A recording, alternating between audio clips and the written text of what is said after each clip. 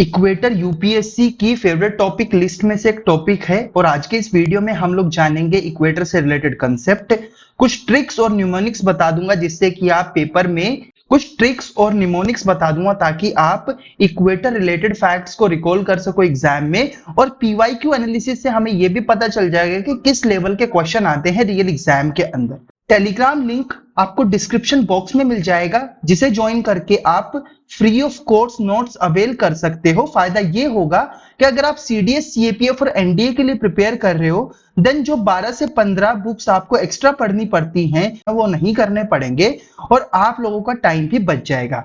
ये वीडियो प्रधानमंत्री ज्ञान बांटो योजना के तहत बन रहा है, इसलिए इस वीडियो से आने वाला एक भी पैसा मैं अपनी जेब के अंदर नहीं रखता और सारा पैसा आप जैसे नीडी स्टूडेंट्स की वेलबींग के लिए ही खर्च कर दिया जाता है। ज्योग्राफर ने अर्थ को कुछ इमेजिनरी लाइंस में डिवाइड किया जिससे कि वो पोजीशन का पता लगा सकें, और ऐसी ही जो हॉरिजॉन्टल लाइंस होती है उनको तो बोलते हैं लैटिट्यूड क्योंकि वो लेटी हुई होती हैं, और जो खड़ी लंबवत लाइंस होती हैं जो वर्टिकल लाइंस को हम लोग लॉन्गिट्यूड बोलते हैं क्योंकि ये खड़ी हुई होती हैं। ऐसे ही जो सबसे इंपॉर्टेंट लैटिट्यूड है जिसको बेस माना जाता है वो होती है इक्वेटर। इक्वेटर अर्थ को दो बराबर हिस्सों में डिवाइड करती है। जो ऊपर वाला हिस्सा होता है उसको तो बोला जाएगा नॉर्दर्न हेमिस्फीयर और नीचे वाले हिस्से को सदर्न हेमिस्फीयर बोला जाता है। इक्वेटर की लेंथ 40,076 किलोमीटर होती है। इक्वेटर से नॉर्थ पोल तक का डिस्टेंस अर्थ के ग्लोब के सर्कमफेरेंस का 1/4 होता है। इक्वेटर 13 कंट्रीज, 3 कॉन्टिनेंट्स और 3 वाटर बॉडीज से क्रॉस करती है, जिनमें से कॉन्टिनेंट में तो एशिया, अफ्रीका और साउथ अमेरिका है। और अफ्रीका ऐसा इकलौता कॉन्टिनेंट है जहां से Tropic of Cancer, Tropic of Capricorn और इक्वेटर तीनों क्रॉस करती है। जिस तरह से माही रिवर इंडिया में ट्रॉपिक ऑफ कैंसर को 2 बार काटती है, ऐसे ही कोंगो रिवर भी अफ्रीका के अंदर 2 बार काटती है इक्वेटर को। लेक विक्टोरिया जो कि केन्या, युगांडा और तंजानिया के बॉर्डर पे पड़ता है, उसी के बीचों बीच से ये इक्वेटर क्रॉस करती है।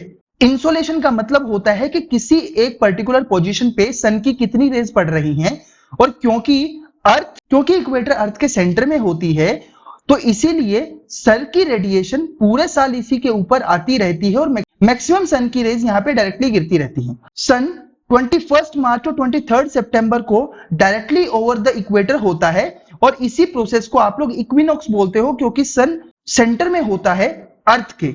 इक्वेटर के ऊपर हाई टेम्परेचर्स मिलते हैं और हाई ह्यूमिडिटी मिलती है, लेकिन एनुअल टेम्परेचर का एवरेज लो रहता है। Reason being equator major portion को क्रॉस करती है ओशन के ऊपर, जिसकी वजह से होता है इवेपोरेशन, और इवेपोरेशन की वजह से जब बारिश आएगी तो टेम्परेचर दोबारा से नीचे गिर जाएगा।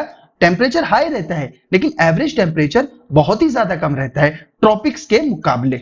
इक्वेटर साउथ अमेरिका में इक्वाडोर, कोलंबिया और ब्राजील को क्रॉस करती है। अफ्रीका में Gabon, Congo, Democratic Republic of Congo, Uganda, Kenya, Sao Tome and Principe और सोमालिया को क्रॉस करती है। कोंगो और डेमोक्रेटिक रिपब्लिक ऑफ कोंगो पहले एक ही कंट्री हुआ करते थे, बाद में ये दोनों टूट के 2 अलग अलग कंट्रीज बन गए।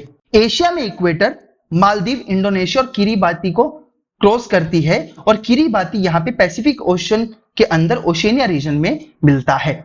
इक्वेटर मेजर वाटर बॉडीज में तो इंडियन ओशन, अटलांटिक ओशन और पैसिफिक ओशन, इन 3 मेजर वाटर बॉडीज को क्रॉस करती है।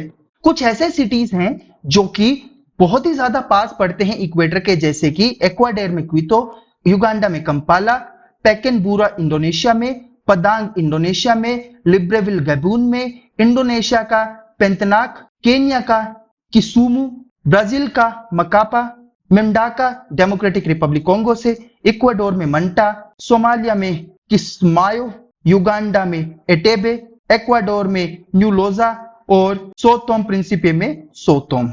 तो ये मेजर सिटीज है। ऐसे ही एक इंपॉर्टेंट सिटी है सिंगापुर, उसी के भी बहुत पास से इक्वेटर क्रॉस करती है। तो इन मेजर सिटीज को याद रख सकते हैं। अगर इसको एग्जाम में रिकॉल करना है तो एक ट्रिक बता देता हूं, ECB, Sao Tome, GCC, UKS, Mickey. तो ईसीबी का मतलब है Ecuador, Colombia, Brazil, Sao Tome से Sao Tome and Principe, GCC का मीनिंग है Gabon, Congo and Democratic Republic of Congo. UKS का मीनिंग है युगांडा, केन्या, सोमालिया। और मिकी का मतलब है मालदीव्स, इंडोनेशिया। और केआई का किरीबाती। लेकिन ये थोड़ा सा मुश्किल है, इसलिए मैं आसान वाला बता देता हूं आपको। Kim sucks Gabon's brace. K से किरीबाती, आई से इंडोनेशिया, एम से मालदीव, एस से सोमालिया, यू से युगांडा, सी से Democratic Republic of Congo and Republic of Congo.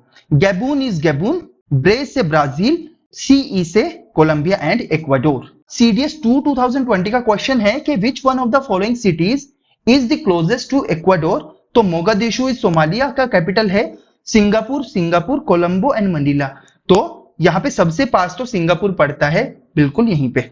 And ये 2022 का क्वेश्चन है कि to which of the following continent do the equator, Tropic of Cancer and Tropic of Capricorn passes through.